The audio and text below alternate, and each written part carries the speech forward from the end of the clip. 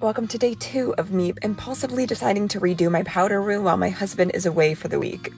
So today I started by spackling the screw and nail holes that were in the walls, and then I tackled patching the drywall where the ceramic towel and toilet paper holders were. All I can say is thank God for YouTube tutorials because this actually went pretty smoothly and I've definitely never done it before. So yay for learning new skills. There were a couple different approaches that were recommended in the tutorials, but this seemed like the most straightforward, and there's nothing more satisfying than getting the perfect seal. Look at that. So good.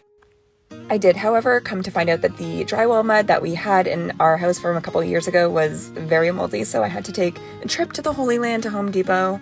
And while I was there, I also picked up the paint for the room. I went with Equestrian Green from Behr. Quick little sneak peek there. I forgot to get footage of after the patching process, but I promise it went very smoothly. And then I ended up sanding the spackling, which had dried in the time that I went to Home Depot.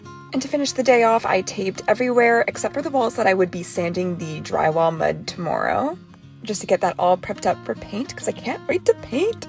If you aren't already, make sure you follow along and tune in for day 3 progress. I'm hoping to get some paint on these walls.